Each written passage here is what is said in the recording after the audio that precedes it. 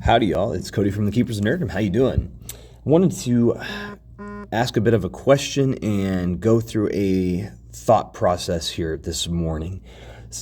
Really, it just goes down to what is Disney doing when it comes to remakes and just sometimes logic issues? It's a fascinating study through Disney because right now it seems to be a constant cause of conversation online that Disney is just remaking everything. That's all they're doing. That's all they're doing. And when you get down into actually the weeds of this, it's actually not something that's just happened recently. In fact, it's something that's actually happened for a long, long time, and they're notorious for it. For example, I think I have watched the original Parent Trap once or twice, maybe, and apparently there was a sequel back then, way back when. The original Parent Trap was released in 1961, and then the Parent Trap with Lindsay Lohan was the 90s, right? This is interesting. They redid it, but why did they redo it? If you go back and watch the 1960s version versus the more modern one, it really is just almost because, one, they wanted to, revisit an IP and, make money. But it's also, there's so much time that's happened in between that you just can't quite justify that it connects as well as it used to anymore. And so, in this case, they used the idea of Lindsay Lohan is just, she's just a, good grief, I can't even say it right. One person. And the original, was it? It apparently was just her. So apparently even in the original, it was still just one actress playing both parts. But then they really didn't do anything new. It was just, let's retell this story for a modern audience. I expect us to have one in another 10 years or so, maybe 20. And this has not been just the only time, right? Obviously, they've been going through their catalog lately of any and every animated film and redoing it. The one that's coming out next is the Little Mermaid, and it's getting a lot of ire. It's getting a lot of frustration.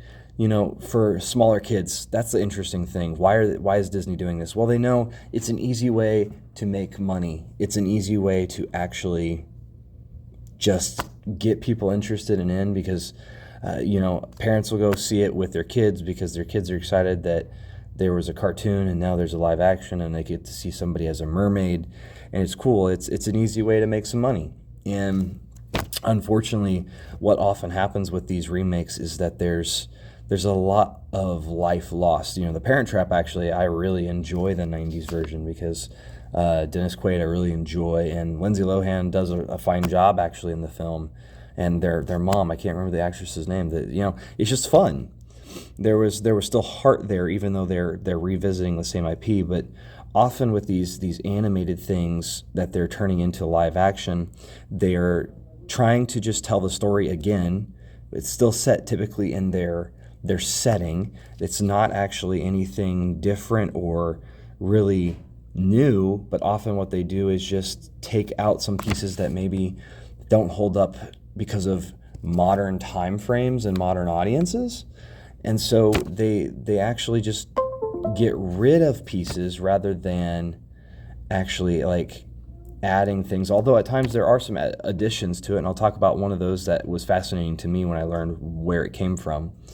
The Little Mermaid, it's when you watch it, even right here, coloration, right? Her tail is very vibrant, but then her hair has lost some of that color because they're trying to go to more of, well, we are under the water, and I get it, but it also unfortunately is going to make the film look pretty drab. And I'm sure if we had it all super, super bright, it would be, cause for concern somewhere, somehow. But it does lend itself to, this is just going to be a criticism of, it's going to look as less because it's not as colorful and vibrant, and there's some unfortunate just literal truth there, but it's also, it's just going to have less life in it potentially, because Disney anymore is so scared of doing anything wrong that they're terrified about messing something up.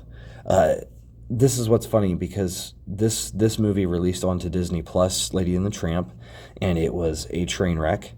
If you've ever sat through the live action remake, it is atrocious, because it's trying to put scenarios into a cultural time frame that doesn't add up. It doesn't work with the time frame presented. It changes details for just the sake of changing details, and then doesn't actually do them better. It actually just does it worse. It was fascinating. They even took out the gopher from the first film, and it's like, you already have talking animals, and yet you just turned the gopher into a statue, and that was the closest thing we ever got to it at all from the film. And it really hit home of, this is a lifeless remake, and why was it just released on Disney Plus? Because they knew what they had was just a copy of the original that wasn't as good. And when that happens, you have an unfortunate problem. So this is that weird thing that Disney likes to do. I'm looking up something as well, because I'm curious about one of our next ones. How much did it actually make? Because I imagine, because sometimes the ratings on Rotten Tomatoes for these movies doesn't actually add up to what they actually really did. Does that make sense? So yeah, well, let's talk about this. So let's go to the next one. Live action remake. My kids love this one, and when you watch the original, obviously there are plot holes with a lot of these things, and I think that's sometimes the logic problem, that sometimes they're trying to go back and address logic issues, but often they end up creating more logic issues than anything. How come we've never gotten an Atlantis live-action remake? Ironically, that would be an interesting one if they actually were really good and honoring of the original. I just want to see Danny DeVito as the Moliere, because it would be fantastic. We got to get this done soon, so that way, he could still play it. But anyway, as much as I don't like remakes, there are some that would be hilarious just to see, depending on the right casting. But again, this one wasn't anything bad necessarily. It was just kind of eerie, because the Beast definitely is a very different look in a way. They also add a song in, and at first I was really frustrated with that song addition, and found out it was actually taken from the Broadway play of it. So I find that fascinating, and so okay, cool, I get that. And overall, this one, from what I remember, honored the original for the most part, but then there were some pieces at the beginning with Gaston and whatnot, where they're trying to change some of the perspective there. And the Gaston from the original film is very much just pure macho. Before even some of the woke political stuff, they just had, here is a guy that is a hunter, that is a pure, just manly man, and he's also very prideful and arrogant, and it works for the film. And Beast is trying to realize himself that pride and arrogance is not the way, and that's what got him into trouble. Although, ironically, the logic problem when you go to the original film is, how old was he whenever he denied a lady at the door, which is hilarious that he would be answering the door as a prince or something, and turning somebody away that he doesn't know. Not actually the worst thing, but it is kind of a funny thing that, a curse could happen at that age. And so they do address some of the ages here too. This one, again, is another one that there's a part of me that goes lifeless remake, but then there's also, okay, let's just say it. The live action Aladdin actually has some really good stuff in it. They give more attention to Jasmine, which I think, I don't know. I think Disney's run into this. We shouldn't ever have damsel in distress, which she is a princess in a culture that has a certain mindset. I, okay, like it's gonna be part of it. Unfortunately, too, you're following up Robin Williams' performance, and Will Smith does a fine job as a Will Smith genie, and that's fun. But it's also, you've got a challenge there. There is a moment in the newer one where they speed up the film for a bit, and it's super bizarre. Like, why and for what reason? It's towards the beginning, whenever him and Jasmine are running away from the guards, and Jafar doesn't feel really as evil or as menacing as the original. That's the problem when you do a movie that's just a copy of another film. It's going to have similarities there. Now this one, you can go see my other review on this. This is like the worst thing I've ever seen in my life. It's everything present in the original, but yet not, and it's just making everything worse. It really is. It's just taking anything and everything from the original movie and just making it worse. It was bizarre. You have to go watch this, and it was just, I believe, on Disney Plus, and it was terrible. Like, it was bizarre watching it because we got another Pinocchio that year as well from, I think, Guillermo del Toro, and it was fantastic because it was totally telling a different version of that story. And then this one was just literally that lifeless remake where it wasn't telling you anything new. And in fact, it was just telling you the same things but worse, and changing characters because of modern viewpoints, and just being silly about certain story points, and just taking things out for no good reason, or adding pieces that didn't actually make sense. And this one's a big logic problem. Go watch my other video on that, because it is just a logic problem fest, right? And I think that's the funny thing is, like, often when they remake these films, they often either create a lifeless film or they create more logic issues than anything. Another great example of some sad logic, like, I love the original Mulan because it's just because people like, the big message is, just because people tell you you can't, it doesn't mean that you actually can't. Like, keep trying, keep going forward. Whereas the newer one was, she just kind of has superpowers on her own, and everybody's just saying, well, you just can't, and you just have to believe in yourself, because that's the thing. It's not even like try hard. It's just, you already have it inside of you, which is just a terrible message in the long term, because it's one of those things. It's just not good for anybody, because when you just tell somebody, just believe in yourself and you're always perfect the way you are, that's a terrible message for anyone, because it's not true. We are learning and growing constantly. That's the reality. We have to be learning and growing.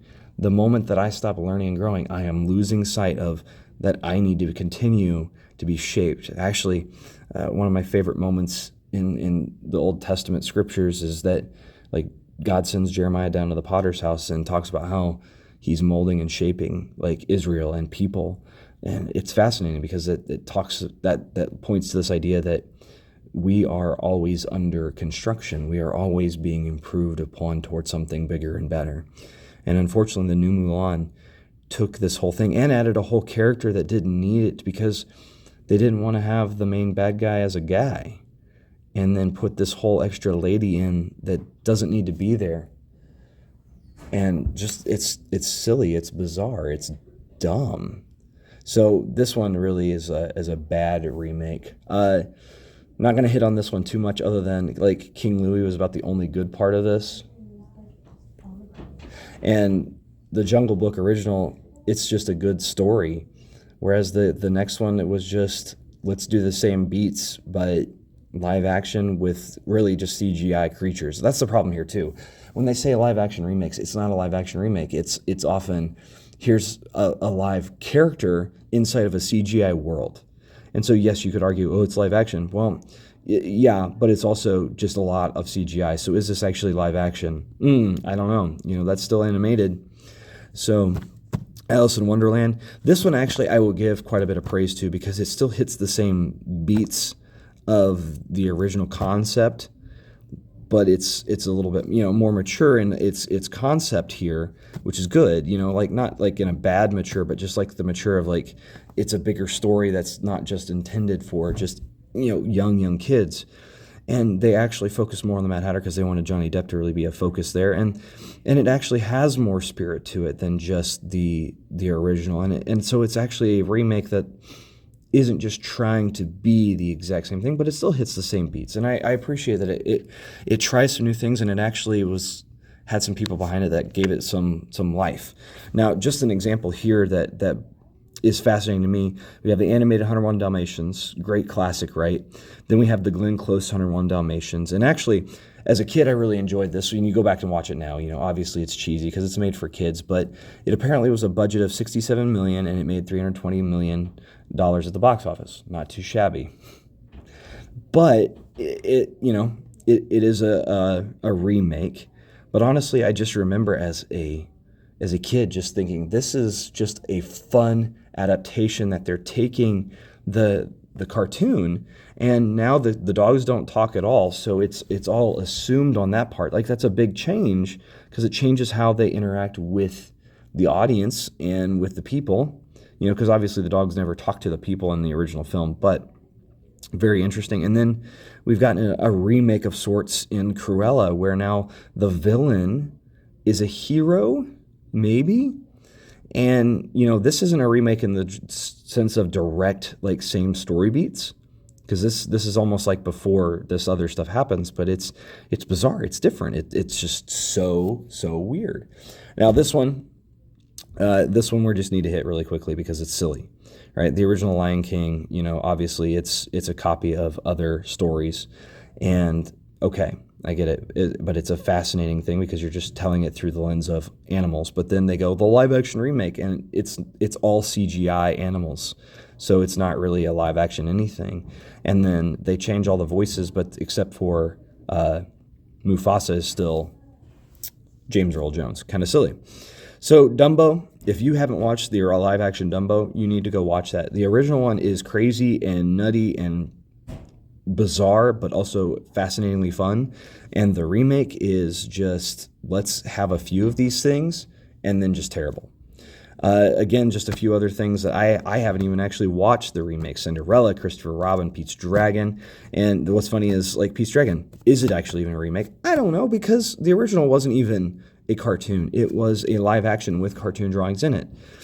And so Disney has a weird problem, right? There's so many things, and they just keep coming out with remakes. And they're going to, because it does often make them lots of money for a really simple amounts of effort. And yet, the less effort they put into it, actually it makes them less and less, and also gets people disinterested in Disney. And I hate that, because Disney is something that is near and dear to my heart, because, I grew up with so many of these films. And unfortunately, they're often remade into live actions that don't actually hit the spirit of what they were from. So let me know down in the comments below what it is that you find is fascinating about the Disney remakes. What do you enjoy? What do you not like? Do you agree with some of these observations, or am I totally off base on this? Because this is a fascinating thing, and let me know down in the comments below. Let's have a good conversation. Let's be polite with each other, but enjoy some conversation over the Disney remakes. I've been Cody from the Keepers of Nerddom. Take care, y'all.